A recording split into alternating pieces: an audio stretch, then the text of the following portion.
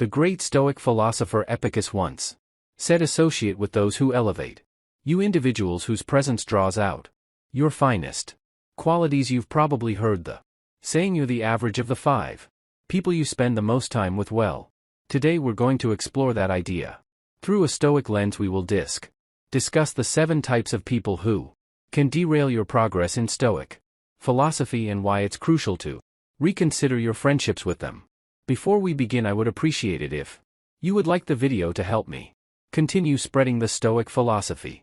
If you are not subscribed, I recommend you subscribe and activate the bell so you don't miss any video. Type of people to avoid: 1. The complainer. We all have that friend, family member, or coworker who seems to find fault in everything, whether it's the weather, their job, or even the food at a popular restaurant. They never miss an opportunity to express their dissatisfaction. Now you might wonder, why should this concern me? I can just ignore them. Well, that's easier said than done.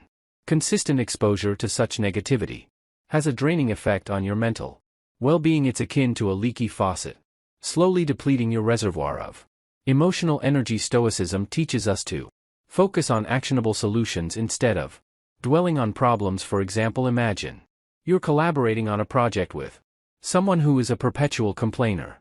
Each meeting turns into an exhausting session of complaint without any constructive dialogue. The impact on the team's morale declines and you're sidetracked from finding actionable solution. You'll likely find yourself increasingly disenchanted with the project and possibly even life in general. So how does Stoicism help us deal with a complainer? There are several strategies you can employ. First, limit your exposure to this individual whenever you can. If that's not possible, perhaps because they're a family member or colleague, then your second option is to mentally distance yourself during their diatribe. Think of their complaints as a passing storm, loud and unsettling, but ultimately temporary and powerless against the unmovable mountain that is your own inner tranquility. Your third option is to steer the conversation towards solutions, or to change the subject to something more constructive. To quote Marcus Aurelius, "You have power over your mind, not outside events." Realize this and you will find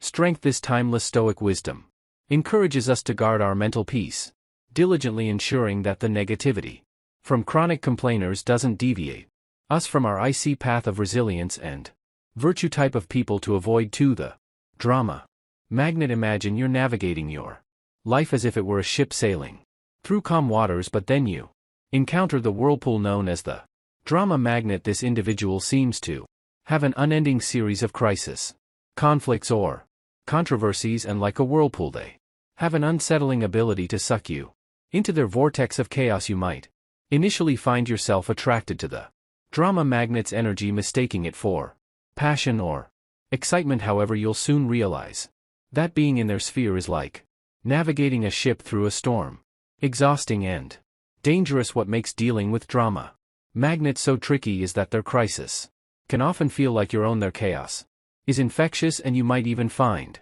yourself embroiled in conflicts that you had no initial part in. Let's take a practical example. You have a friend who has frequent fallouts with others in your social circle. Today they're not talking to Sarah. Tomorrow it's Tom. Your friend comes to you for advice, but you notice that this cycle never ends, and suddenly you find yourself also at odds with Sarah or Tom because you tried to intervene. In this case, you could employ a strategy called reflective listening. Instead of offering advice or taking sides, mirror their words back to them. For example, if they say, "I can't believe Sarah said that about me," you could respond with, "So you're feeling betrayed by Sarah's words." This technique allows you to provide emotional support without getting entangled in the drama yourself. Another approach, and one that might sound counterintuitive, is to become selectively unavailable. Stoicism reminds us to value our time highly, and sometimes that means being unavailable for other people's crises, especially if they're recurring without resolution. Turn off your phone during certain hours. Create focus periods where you concentrate solely on your work or personal development, and let it be known that during these times you're not to be disturbed. To paraphrase Seneca, true happiness is to enjoy the present without anxious dependence upon the future. This can be particularly helpful when dealing with drama magnets. Instead of anxiously wondering what crisis will happen next. Concentrate on the present moment where you have control. Enjoy your life and don't let it be disrupted by someone else's trauma. Make it a point to sail your ship calmly, steering clear of whirlpools that threaten your voyage towards personal growth and tranquility. Type of people to avoid. 3. The naysayer. Picture this: you're an artist painting a canvas. Each brush stroke adds color, depth, and life to your vision. Enter the naysayer. They walk into your studio, glance at your work, and immediately begin to critique it. Are you sure about that color? That doesn't look realistic. You know most artists never make it there. Words like strokes of gray paint start to dull your vibrant canvas. This isn't your standard constructive criticism. Instead, it's a persistent aura of doubt and negativity. For example, let's say you're excited about pursuing a new career path. You've done your research, spoken to professionals in the field, and maybe even taken a few preliminary courses. When you share your enthusiasm with the naysayer, they quickly list all the reasons it won't work out. The market is too competitive. Do you have the right skills? What if you fail soon enough? Their doubts start to feel like your own, and the self-assured vision you had starts to wobble. So how do you deal with a naysayer, especially when they might be someone close to you? One unconventional but effective method is to ask them for advice rather than just sharing your plans or aspirations. When people are put in an advisory role, they're less likely to attack your ideas outright and may offer more constructive feedback. Another method involves flipping the script through a technique called positive confrontation. Instead of absorbing their negativity, challenge them to think of solutions. If they say you'll never be able to switch careers at this stage, counter with interesting perspective. How do you think someone could successfully make a career change? Then this not only deflects the negativity but also encourages is a more constructive form of conversation. Remember the words of the Stoic philosopher Epictetus: we have 2 ears and 1 mouth so that we can listen twice as much as we speak. Listening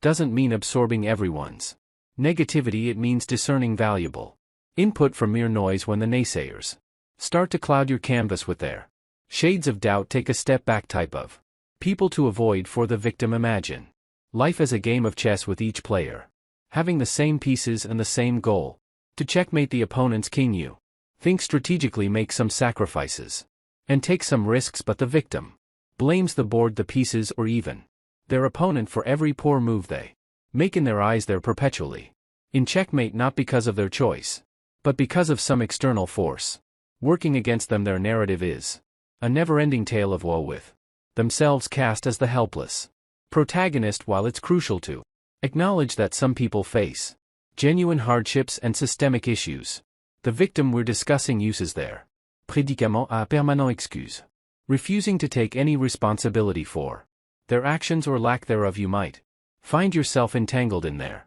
storyline, perhaps as the supporting character who constantly needs to rescue them. Let's say you've spent countless hours listening to a friend blame their endless string of failed relationships entirely on their ex-partners. Not only does this consume your time, but it can also subtly encourage you to adopt a similar victim mindset in your own life. So what's your move when dealing with a victim, especially when they might be someone close to you? One unconventional but effective method is to ask them open-ended questions that encourage them to reflect on their situation instead of offering solutions or becoming their perpetual problem solver. Try questions like, what do you think you could do differently in this situation, or how do you see yourself taking control of this aspect of your life? Another approach is to show empathy and kindness, but don't try to rescue them from situations they need to navigate themselves. Offer a listening ear, but refrain from becoming their perpetual problem solver. Remember the words of the Stoic philosopher Epictetus: the best revenge is to be unlike him who performed the injustice. If you find yourself getting sucked into the victim's narrative, resist the urge to become one yourself. Take control of your own game board. Make your moves, and remember that in the chess game of life, being perpetually in checkmate is often a choice, not a fate. Keep your pieces moving forward, make strategic sacrifices when necessary, and play not for revenge or pity but for growth and wisdom. Type of people to avoid. 5. The toxic posit is, this person, the one who always exudes sunshine, rainbows, and endless streams of emojis. They're the ones telling you to just be happy when you're going through A difficult period dismissing your feelings and experiences with a flippant wave of glittery optimism. Imagine your life as a garden. There are flowers, but there are also weeds and pests. A toxic positivist, however, insists on ignoring anything that isn't a blooming rose got aphids on your leaves. Just focus on the flowers. Don't let negativity into your garden, they'd say, while it sounds uplifting. Their approach can make you feel invalidated and disconnected from reality. Suppose you're going through a tough breakup, you're sad, confused, and seeking some emotional balance. The toxic positivist's advice: there are plenty of fish in the sea, just smile and be happy. This sort of excessive positivity neglects the complexities of human emotion and the realities of life's challenges. How do you cultivate your garden without letting the toxic positivists trample it with their indiscriminate sprinkling of good vibes? Only one strategy is to engage them in a discussion that embraces both light and shadow. If they say, look on the bright side, at least you have your health, you could respond with, yes, I'm grateful for my health, but it's also okay for me to feel upset about this specific issue. Both can coexist. You can also employ what psychologists call emotional granularity, the ability to weigh and differentiate between a wide range of emotions, both positive and negative. When the toxic positivist pushes you to just be happy, take a moment to acknowledge and label your nuanced feelings. I'm feeling a bit melancholic today due to EXE, and that's okay, can be a liberating affirmation in reference to Stoic thought. Seneca once said, true happiness is to understand our duties toward God and man, to enjoy the present without anxious dependence upon the future. Notice the balance, understanding duties which aren't always pleasant and enjoying the present. A Stoic approach isn't about focusing solely on the positive or the negative, it's about embracing life's complexity with equanimity. So the next time the toxic positivist sprinkles their confetti on your carefully tended garden, take a step back. Remember that a garden needs both sunshine and rain to flourish, and embrace your full emotional spectrum. Keep nurturing your garden with the richness and complexity it deserves. Type of people to avoid. 6. The manipulator. Picture your life as a movie script.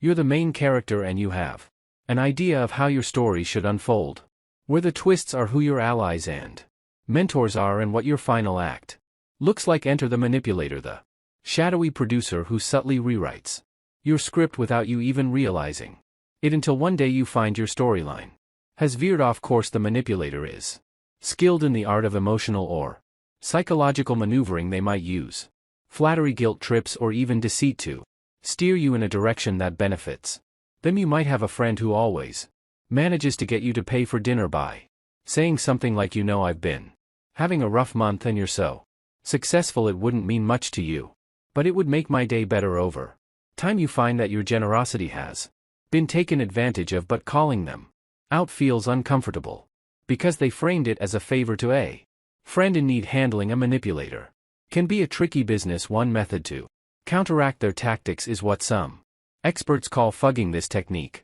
involves agreeing with any truth in the manipulator's statements but refusing to be moved by emotional coercion. If they say you're so successful you should cover dinner, you could respond with, you're right that I've been doing well, but let's split the bill as we usually do. Another approach is to set clear boundaries and enforce them. If the manipulator wants you to lend them money or commit to tasks you're uncomfortable with, learn to say no assertively. Keep your tone calm and your words clear. I can't lend money, but I'm here to offer emotional support. Sets a boundary while maintaining the friendship. Draw inspiration from Stoic thought. Epictetus warned us we cannot choose our external circumstances, but we can always choose how we respond to them. The manipulator thrives on your predictable reactions. They manipulate your kindness, your guilt, or your desire for approval by choosing to respond differently. You're taking control of your script again. So if you find a manipulator lurking in your life, remember that you're the one holding the pen. Your storyline is yours to write, and while the cast may include a variety of characters, the protagonist's journey, your journey should always be guided by your own values and decisions. Reclaim your script and don't let anyone manipulate your life's narrative. Type of people to avoid. 7. The time vampire. Empire. Imagine your daily routine as a carefully crafted symphony. Each instrument represents a task or commitment, and when played together they create a harmonious balance. But then the Time vampire joins in screeching off key, drowning out the melody and disrupting the flow of your life's composition. Time vampires are individuals who constantly demand your time and attention, often without providing much value in return. You may have a friend who habitually calls you for lengthy, meandering conversations that leave you drained and behind schedule, or a colleague who consistently interrupts your work with trivial matters, causing you to miss deadlines. Time vampires don't just consume your time, they disrupt your focus, productivity, and peace of mind. To deal with time vampires, it's essential to set clear boundaries. Communicate your availability and limits firmly but politely. Let them know when you're available for calls or meetings, and when you need focused, uninterrupted work time. Encourage them to respect your schedule as you respect theirs. Another strategy is to redirect their demands toward more productive or efficient communicate methods. For example, if a friend tends to engage in long, aimless phone calls, suggest switching to shorter, focused text messages or emails for quick updates or questions. By doing this, you can regain control over your time and prevent it from being sucked away. In Stoic philosophy, there's a focus on understanding what is within your control and what isn't. Time vampires often try to seize control of your schedule and attention, but you can assert your control by setting boundaries and managing your time intentionally. Remember the words of the Stoic philosopher Seneca: it is not that we have a short space of time, but that we waste much of it associating with people who uplift you and align with Stoic principles is crucial for your progress in Stoic philosophy and personal growth. By recognizing and avoiding these 7 types of individuals: the complainer, the drama magnet, the naysayer, the victim, the toxic positivist, the manipulator, and the time vampire, you can protect your mental peace, focus on what truly matters, and navigate your Stoic journey with resilience and virtue. Thank you for watching, and if you found this video valuable, please like and subscribe to support our ongoing exploration of Stoic philosophy. Your engagement and commitment to Stoic principles contribute to a community of individuals striving for wisdom, courage, and a life well